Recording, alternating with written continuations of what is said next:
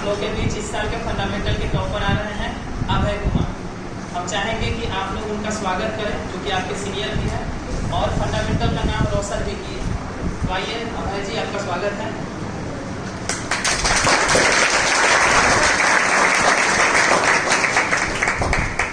अभय कुमार आप लोग को बताएंगे कि किस तरह पढ़ाई करना चाहिए।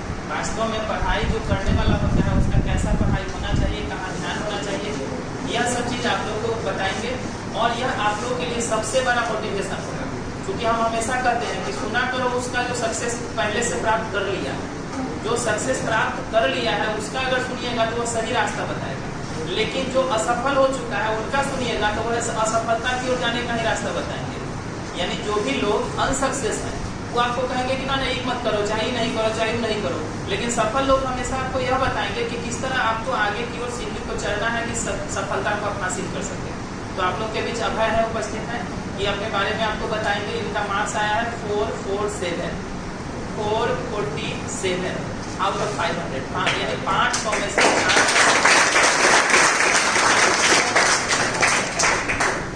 तो लीजिए आप लोग के बीच अभय आप कुछ अपना बताएंगे। सबसे पहले आप लोग गुड मॉर्निंग। आप लोग अभी 12th में एडमिशन है, 12th में क्लियर है सर। आप लोग सबसे पहले अभी क्रिटिकल विषय को अपने आप से सेल्फ क्लियर कीजिएगा, वही आप लोगों के लिए बेटर रहेगा। उसके बाद सर जो पर डे जो पढ़ाएंगे उसको सबसे कंपलसरी है, उसको रात में पढ़ना ही है। उससे कि सर क्लास में बताएं, अगर वो नहीं समझ में आता है तो फिर घर को उसको कंसंट्रेटेड माइंड से पढ़िएगा तो फिर क्लियर हो जाएगा। अगर नहीं क्लियर होता है तो फिर कल होकर आइए सर से मिल लीजिए और पूछ लीजिए, जो डाउट है वो क्लियर करा देंगे। उसके बाद कंटिन्यूअस पढ़ना है आपको, ऐसा नहीं कि 2 दिन खूब अच्छा से पढ़ लिया फिर तीसरा का दिन पूरा दिन भर नहीं पढ़ेगा, ऐसे नहीं होता है। आपका सब्जेक्ट में कितना मार्क्स आया? मेरा इंग्लिश में 89 और हिंदी में 81, इंग्लिश में हिंदी में 89, मैथ में 94, केमिस्ट्री में 89 और फिजिक्स में 94 मार्क्स।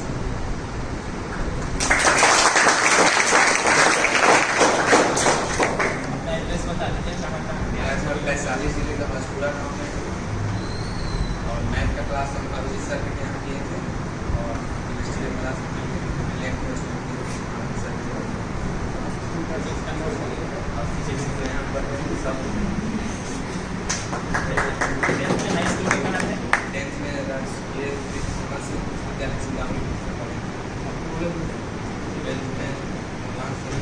तो यह शुरुआत में इनका करना है, बाद में और टाइम आपको बढ़ाना पड़ेगा।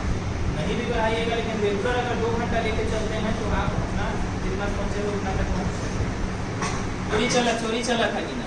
चोरी चला, लेकिन चोरी के बदौलत आप 400 क्रॉस नहीं कर रहे हैं। यानी चोरी के बदौलत आप 400 से ऊपर नहीं जा सकते हैं, सच्चाई यही होता है। 400 से ऊपर बढ़ने के लिए आपको चोरी का सहारा छोड़ देना पड़ेगा। आप चोरी से क्वेश्चन लिखे थे कि नहीं? एक भी नहीं लिखे। टाइम मैनेज नहीं होता है। यानी अगर आप चोरी पर ध्यान देते हैं तो ध्यान यही रहेगा कि कहाँ से क्या मिल रहा है हमको। और अगर आपको याद है तो टोटल क्या करना है, रेगुलर बनाने में रहेंगे। यानी टोटल क्वेश्चन को आपको 100% सोल्व करना है तो दिमाग से चोरी को क्या करना पड़ेगा, निकाल के फेंक देना पड़ेगा। क्योंकि चोरी करके और टाइम को मैनेज करना संभव नहीं, आपको कुछ ना कुछ छूट ही जाएगा। चोरी अगर करते हैं तो कुछ ना कुछ छूट जाएगा। इसलिए 400 से ऊपर बढ़ना है तो निश्चित ही दिमाग से किसको हटा देना है, चोरी को हटा देना है। और आप लोग का आप जानते हैं कि साइंस स्ट्रीम है आप लोगों का, इसमें ज़्यादा मतलब लिखना भी नहीं होता, जो फैक्ट है उसी को लिखना। क्या ऑनलाइन में भी लिख सकते हैं ना? हाँ, आंसर दिया ना, ऑनलाइन में भी कोई वही सबसे बेस्ट है। किताबी लैंग्वेज लिखिएगा तो उतना बेस्ट नहीं रहेगा, और आपको याद करने में कठिनाई होगी। वो लैंग्वेज है कि आपका कॉन्सेप्ट भी फिलअप हो जाएगा। हाँ, रेफरेंस बुक की समझने के लिए बहुत कंपलसरी है। तो सर आप बताते हैं क्या बोले सर? एनसीईआरटी के अलावा आप एनसीईआरटी के अलावा आपको हम बोलते हैं ना कि थ्योरेटिकल एक और बुक कंपलसरी है। जैसे इस साल आप लोगों को बताए हैं, हिंदी वाले को अलग बताए हैं, इंग्लिश वाले को अलग बताए हैं। एनसीईआरटी एक्चुअली होता क्या है कि एनसीईआरटी बेस लेके लोग चलते हैं, यानी उसमें जो कहानी सब है लाइन बाय लाइन एनसीईआरटी को पढ़ना कंपलसरी है। लेकिन एनसीईआरटी में हर तरह का क्वेश्चन नहीं है। क्वेश्चन प्रैक्टिस के लिए आपको अलग से बुक का जरूरत पड़ता है। और उसके लिए हम बोलते हैं कि अलग से थ्योरेटिकल बुक लीजिए आप। और किसी को कुछ जानना है? चले नहीं जानना है। तब आज आप लोगों को क्या सीख मिला? यानी आगे से कितना मार्क्स लाना है आप लोग का? अगला एग्जाम आप ही लोग का दिमाग में सेट कीजिए, कितना मार्क्स लाना है? कितना? कितना? 450।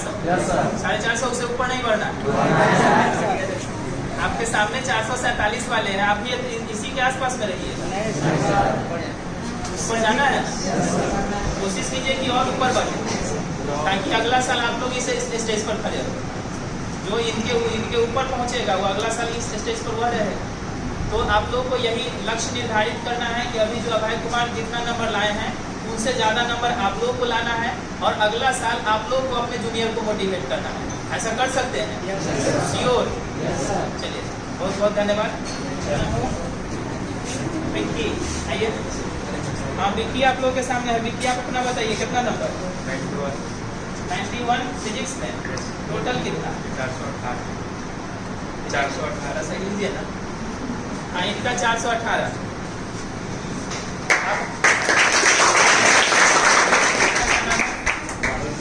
राहुल कुमार। राहुल आप बताइए। टोटल वो 428। चलिए, फंडामेंटल के सेकेंड टॉपर है 428 वाले, और इसके अलावा 425, 427, 426, 425 इस तरह रेगुलर है। लेकिन 447 जो है इसके और 428 के बीच में कितना नंबर का फर्क हो गया? 19 नंबर का। मतलब अभी तक जो मेरे पास स्टूडेंट लोग मार्क्स भेजा था, पहला दिन जो भेजा था उसी को देख के हम बोल रहे हैं। उसके बाद बीच में हम आया है कि ना आया नहीं देखे हैं, लेकिन अभी तक मेरे जानकारी के अनुसार 447 और 428 के बीच में कोई नहीं है। मतलब हमारे पास में अभी है फर्स्ट टॉपर फंडामेंटल के और सेकेंड टॉपर, और सेकेंड टॉपर ही है। और आपका कितना? 418। यानी फंडामेंटल के एक तरह से समझिए तो 5वां 6ठा पोजीशन में यह भी है। अब यह आप अपना पहले बताइए कैसे कैसे एग्जाम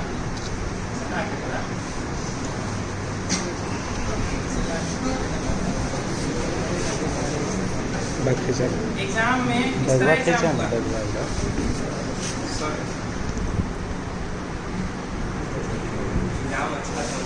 एग्जाम अच्छा से हुआ था। चोरी भी किए थे? नहीं सर, चोरी नहीं किए थे। यहाँ जो जीडी को उसका चोरी नहीं करना पड़ा।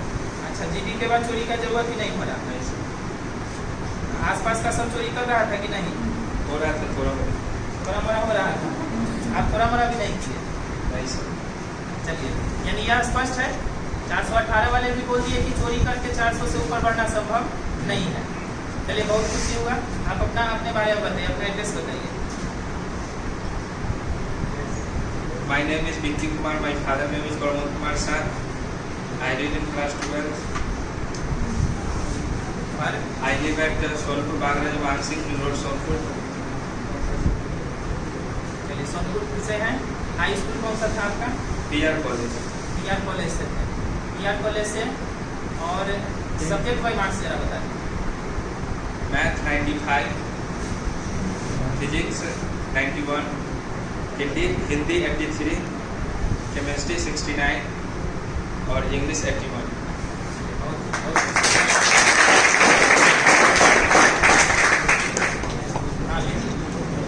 अब आप अपने बारे में बताइए। मेरा नाम राहुल कुमार है।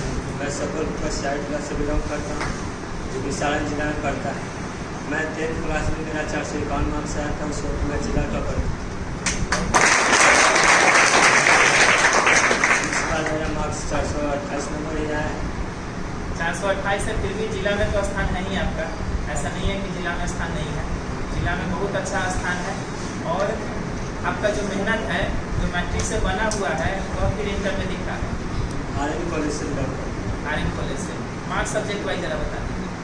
फिजिक्स 96 मार्क्स, मैथ में 95। चलिए, फिजिक्स का टॉपर यही है।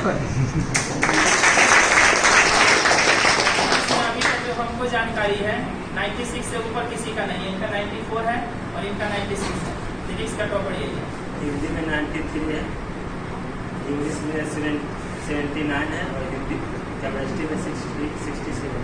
आगे क्या करना है?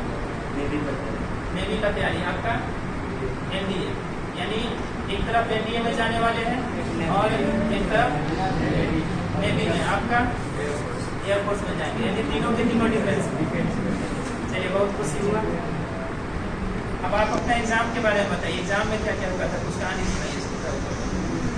एग्जाम में चोरी करने वाले बच्चे चोरी कर रहे थे, लेकिन चोरी करने वाला कोई बच्चा फर्स्ट तक भी नहीं किया, सभी का मार्क्स सेकेंड ही रह गया। और जो बच्चे चोरी से नहीं किए, मेहनत करके किए हैं, सबका मार्क्स 400+ है। यानी आप लोग यह अब कंफर्म हो गए होंगे कि चोरी करके 400 से ऊपर जाना संभव नहीं है। 400 से ऊपर अगर आपको बढ़ना है तो चोरी को दिमाग से क्या करना होगा, निकाल देना पड़ेगा। चोरी अगर दिमाग में रहेगा तो 400 से नीचे रहिएगा। 400 से ऊपर जाने के लिए आपको क्या करना होगा, तो अपने मेहनत के बदौलत आगे बढ़ना पड़ेगा। आप जरा एग्जाम में बता दीजिए कि एग्जाम में कुछ डिस्टर्बेंस भी हुआ था, एग्जाम में कुछ कोई दिक्कत नहीं हुआ। जो चोरी करने वाला था सब आगे पीछे दौड़ता रहता, आगे पीछे दौड़ रहा था। यानी जो लिखने वाला है रेगुलर क्या करेगा, लिखने में लगा हुआ रहेगा, चोरी करने वाला आगे पीछे अपना करते हुए रहेगा।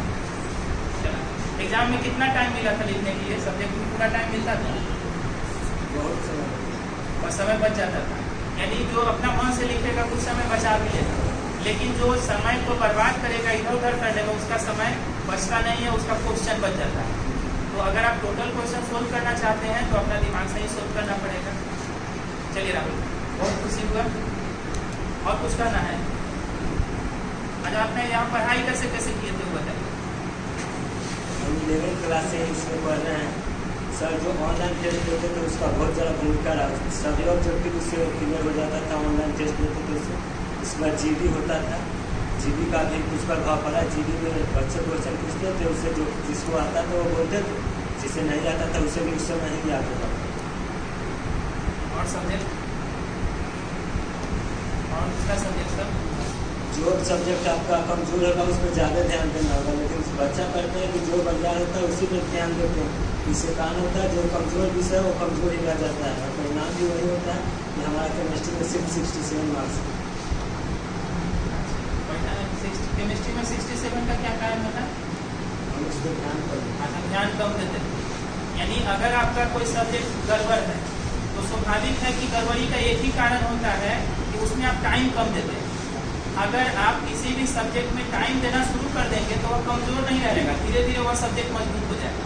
और आप लोग देखते भी होंगे कि अगर आपका मैथ कमजोर है तो मैथ में कम टाइम देते हैं, अगर किसी का केमिस्ट्री सही है तो केमिस्ट्री में ज़्यादा टाइम देगा। तो जो सब्जेक्ट आपका सही होता है उसमें ज़्यादा टाइम देते हैं, जो गड़बड़ होता है उसमें कम टाइम देते हैं। जबकि ऐसा नहीं होना चाहिए। होना चाहिए कि जो मेरा सब्जेक्ट कमजोर है उस पर ज़्यादा टाइम देना चाहिए, और जो सब्जेक्ट सही है उस पर एवरेज टाइम देना चाहिए। तो अगर आपको अपने कमजोरी को दूर करना है तो जो सब्जेक्ट कमजोर है आपका उस पर टाइम को थोड़ा सा बढ़ा देना पड़ेगा। चलिए, और कुछ बताना चाहेंगे? थैंक यू, बहुत बहुत धन्यवाद। नहीं होता, चलिए आप लोग थोड़ा सा मुँह मीठा कर लीजिए। आइए पहले